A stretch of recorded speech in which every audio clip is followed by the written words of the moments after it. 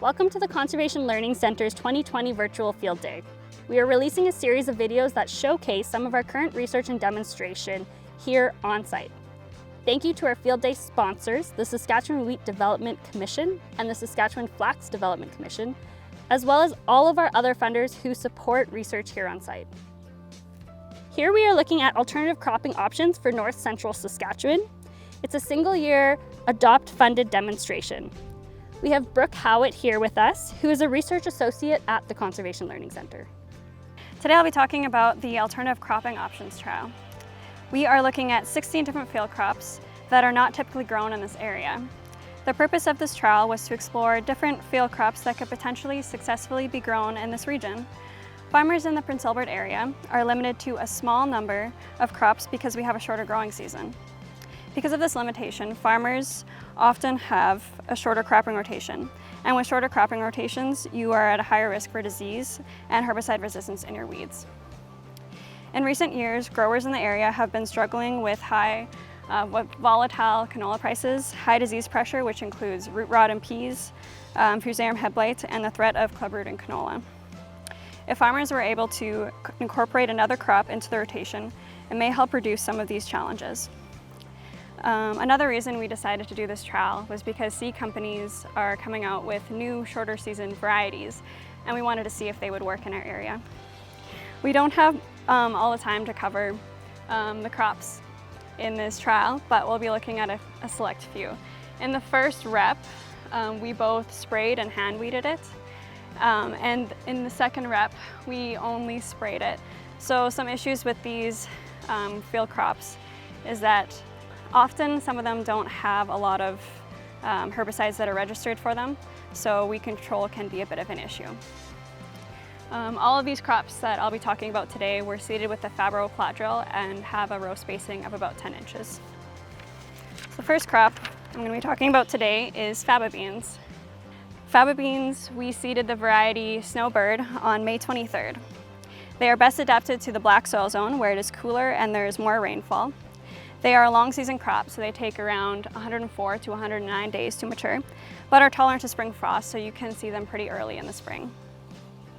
Faba beans are excellent nitrogen fixers and are considered the most efficient nitrogen fixer of the pulse crops grown in Western Canada. The main issue with Faba beans is marketing, because the market is competitive and exports are limited. But more programs are popping up to help farmers to market their Faba beans. These Faba beans were inoculated with a granular inoculant and seeded about 2.5 inches deep at a rate of 235 pounds per acre. We applied about 26 pounds per acre of phosphorus. For soybeans, we seeded the variety Wynyard on May 23rd. Soybeans are typically grown in southeastern Saskatchewan where it is warmer and they have a longer growing season. But more shorter seasons are being developed that could potentially work here.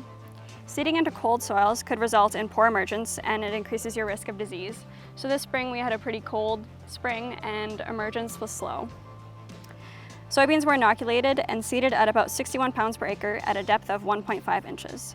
Phosphorus was applied at about 34 pounds per acre. Next we have our Canola Pea Intercrop. It was seeded on June 3rd. The Canola and Pea Intercrop is considered the best suited intercrop for this region. The canola provides support to the peas by providing a structure for their vines to crawl up and ultimately helps reduce lodging. The pea vines knit the crop together and help to minimize shattering. The peas fix their own nitrogen and some of this fixed nitrogen is leached, in which the canola is able to pick it up. The main issue with the pea canola intercrop is that typically peas mature earlier than canola. To try and reduce this issue, we planted an earlier maturing Polish canola called Synergy with later maturing maple peas. And we're excited to see if they mature around the same time this harvest. The canola seeding rate was reduced to about 3 pounds per acre and peas were seeded at 100 pounds per acre. Canola can be more competitive than peas, so it was seeded at a lower rate.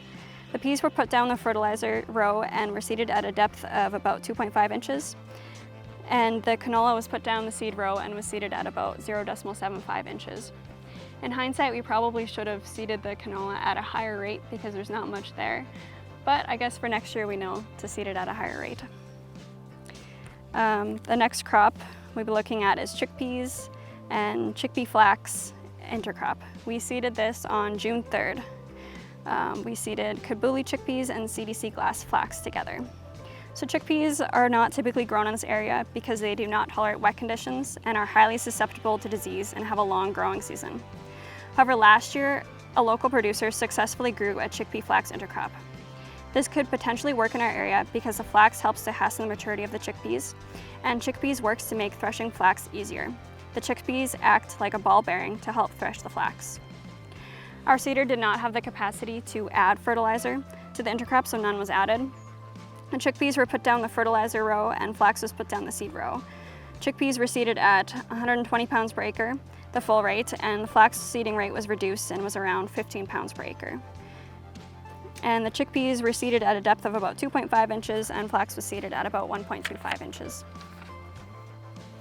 Lentils, we seeded the variety Proclaim on May 23rd. They're the small red lentils. Lentils have been grown in this area and areas northwest of Prince Albert for several years successfully. The potential issue with growing lentils here is the increase in disease risk because we typically have more rainfall than southern Saskatchewan, which means we should be careful to select more disease-resistant varieties. These lentils were inoculated and were seeded at about 45 pounds per acre, and phosphorus was applied at about 22 pounds per acre. And then we have Canary Grass. It grows well in the black soil zone, which includes this area, because it is sensitive to heat and drought. Canary seed is mainly being sold as bird seed, but in 2016 it was approved for human consumption, and there's hope that the market will pick up as a result. It was seeded at about 30 pounds per acre, and about 8 pounds per acre of nitrogen and 17 pounds per acre of phosphorus was applied, and it was seeded about 1.25 inches deep.